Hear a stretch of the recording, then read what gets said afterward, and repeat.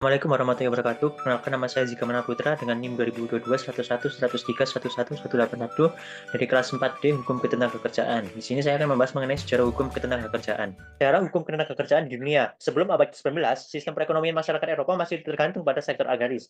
Namun memasuki abad ke-18, terjadilah revolusi besar-besaran dalam kehidupan sosial atau kehidupan perekonomian masyarakat Eropa, yaitu munculnya tenaga mesin sebagai alat produksi di pabrik-pabrik yang menggantikan tenaga manusia. Hal ini disebut dengan Revolusi Industri 1.0.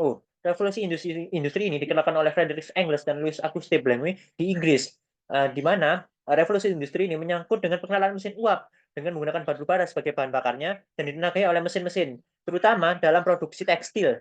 Di sini tenaga manusia telah digantikan mesin uap, tetapi bukan untuk digantikan sebagai alat produksinya saja. Dengan itu, revolusi industri memberikan dampak pada kehidupan sosial masyarakat, baik itu dampak positif maupun dampak negatif. Dampak positifnya adalah perubahan cara kerja manusia dalam memproduksi dan mengelola sumber daya dengan lebih efektif dan efisien, lalu memberikan kemajuan teknologi dan pengetahuan mengenai perkembangan industri, kemudian membuka lapangan pekerjaan yang besar bagi masyarakat di sektor industri, terutama industri besar. Artinya adalah dampak negatifnya, di mana keadaan politik menjadi tidak stabil, kedua munculnya kelas masyarakat borjuis dan proletar yang menimbulkan ketimpangan sosial di masyarakat, lalu ketiga munculnya pengangguran yang cukup besar disebabkan persaingan dalam mendapatkan lapangan kerja yang sangat ketat pada masa itu. Nah, dengan dampak negatif ini juga muncullah dampak-dampak dalam permasalahan hukum bagi pekerja, yaitu tidak adanya perlindungan hukum bagi buruh, terutama mengenai perlindungan pokok buruh yang menyebabkan tidak terpenuhinya hak-hak daripada buruh.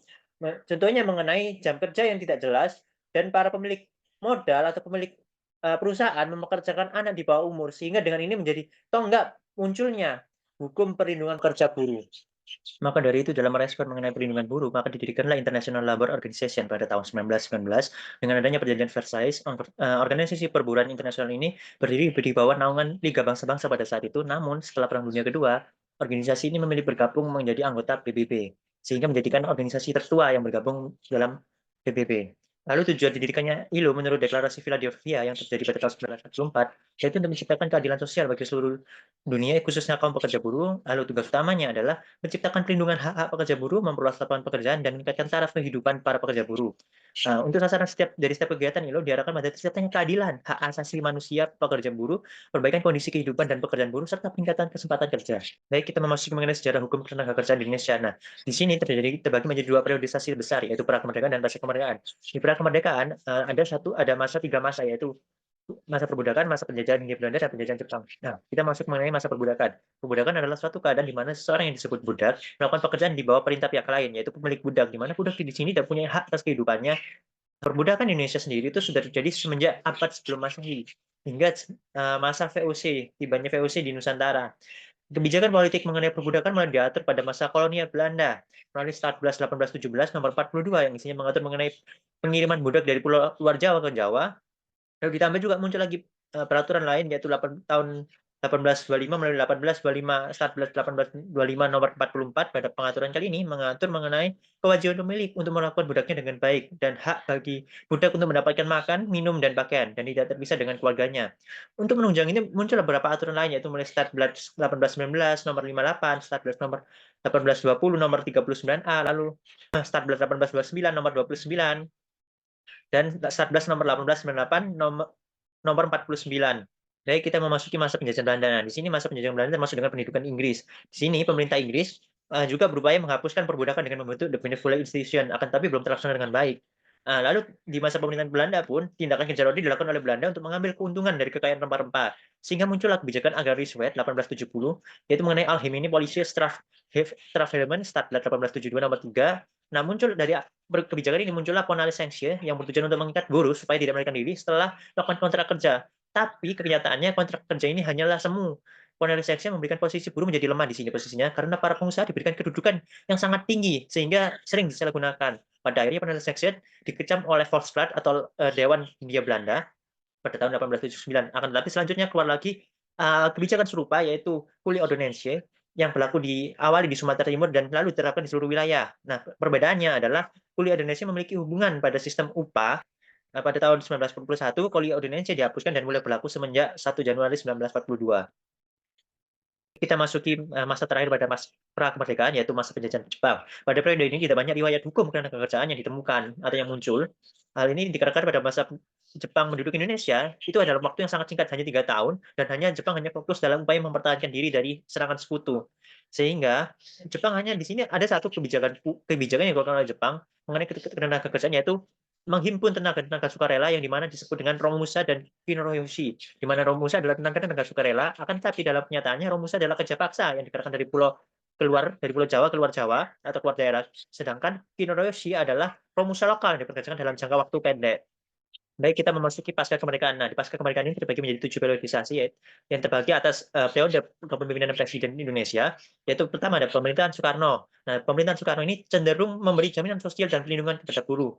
Ini dapat dilihat dari peraturan di bidang perburuan yang digunakan pada masa ini. Seperti pada 19 September 1945 terbentuklah Barisan Buruh Indonesia dan tujuan ikut serta mempertahankan Indonesia. Lalu pada tahun 1950 sudah dapat 150 serikat buruh di tingkat nasional serta ratusan serikat buruh lokal dan 7 federasi serikat buruh.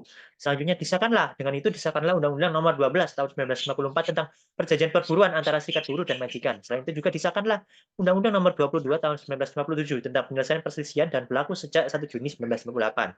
Lalu di pemerintahan Soeharto pada tahun 1969, pemerintah mengeluarkan Undang-Undang Nomor 14 Tahun 1969 tentang ketentuan pokok mengenai ketenagakerjaan. Lalu ditunjang lain oleh Undang-Undang Nomor 1 Tahun 70 mengenai keselamatan kerja. Nah, tahun 92 juga dikeluarkan lagi Undang-Undang Nomor 3 Tahun 92 mengenai jaminan sosial dan tenaga kerja. Nah, kebijakan ini menunjang dari kebijakan industrialisasi di masa Orde Baru. Nah, di sini juga pemerintah melalui kementerian mengeluarkan surat edaran, yaitu Peraturan Menaker Stadskop Nomor 8 Edaran 1974 dan Nomor 1 Menteri Men 1975 dalam pembentukan serikat pekerja dan buruh. Terlihat bahwa pada masa ini kebebasan berserikat tidak sepenuhnya dilaksanakan oleh pemerintah. Lalu ketiga, pemerintahan B.J. Habibie. Di pemerintahan B.J. Habibie ini dikeluarkanlah Kepres nomor 85 tahun 98 yang meratifikasi Konvensi ILO nomor 87 tahun 48 mengenai kebebasan berserikat dan pelindungan hak untuk berorganisasi. Lalu melalui Undang-Undang nomor 20 tahun 1999, pemerintah meratifikasi Konvensi ILO lagi mengenai usia minimum untuk yang bekerja yang memberi pelindungan terhadap hak asasi dengan membuat batasan usia untuk diperbolehkannya bekerja. Lalu periode keempat adalah pemerintahan Abdurrahman Wahid. Pada masa pemerintahan Abdurrahman Wahid, pemerintah telah menaruh perhatian yang lebih mengenai perlindungan kaum pekerja buruh serta memperbaiki iklim demokrasi dengan Undang-Undang Nomor 21 Tahun 2000 mengenai serikat pekerja atau serikat buruh. Lalu di masa pemerintahan Megawati Soekarnoputri, di sini mulai mengalami perkembangan mengenai perlindungan buruh. Nah, di sini muncullah Undang-Undang Nomor 13 Tahun 2003 tentang ketenagakerjaan yang menghadirkan 15 regulasi mengenai ketenagakerjaan tersebut. Maka dari itu, Undang-Undang Nomor 13 Tahun 2003 menjadi payung bagi peraturan lainnya. Kemudian terdapat undang-undang lain yang menjadi dasar kuat dalam ketenagakerjaan, yaitu Undang-Undang Nomor 2 Tahun 2004 mengenai perselisihan dan penyelesaian hubungan industrial, dan Undang-Undang Nomor 39 tentang perlindungan dan penempatan tenaga kerja Indonesia di luar negeri. Lalu juga Undang-Undang Nomor 40 Tahun 2004 tentang Sistem Jaminan Sosial Nasional. Lalu kita masuk ke pemerintahan Susilo Bambang Yudhoyono. Nah, dalam masa pemerintahan Susilo Bambang Yudhoyono ini, pemerintah menerbitkan produk-produk hukum mengenai hal-hal yang bersinggungan dengan pekerja buruh, yaitu seperti meratifikasi Konvensi ILO nomor 185 mengenai dokumen identitas pelaut tahun 1958, lalu mengeluarkan PP nomor 23 tahun 2004 tentang Badan Nasional Sertifikasi Profesi, lalu Kepres nomor 107 tahun 2004 tentang Dewan Pengupahan, lalu PP nomor 31 tahun 2006 tentang Sistem Pelatihan Kerja Nasional, dan PP nomor 15 tahun 2007 tentang cara memperoleh informasi ketenagakerjaan dan penyusunan serta pelaksanaan perencanaan tenaga kerja. Nah, sini tujuan pemerintah pada masa itu dengan mengeluarkan berbagai produk hukum ini adalah sebagai persiapan kelembagaan sistem dan tenaga kerja dalam menghadapi pasar kerja yang fleksibel. Kita masuk ke masa periode terakhir dari perkembangan hukum ketenagakerjaan Indonesia pada pasca kemerdekaan, yaitu pemerintahan Presiden Joko Widodo. Nah, pada masa pemerintahan Presiden Joko Widodo ini berjalan semenjak tahun 2012 hingga akhir periode keduanya pada tahun 2024 ini telah mengeluarkan beberapa kebijakan dan program dalam menangani isu ketenagakerjaan. Beberapa kebijakan itu muncul, yaitu seperti PP nomor 78 tahun 2015 tentang pengupahan, lalu Perpres nomor 20 tahun 2018 mengenai tenaga kerja asing, lalu mengenai jaminan ketenagakerjaan yang telah ada di periode presiden sebelumnya, diperbarui lagi dengan Perpres nomor 82 tahun 2018 tentang jaminan kesehatan.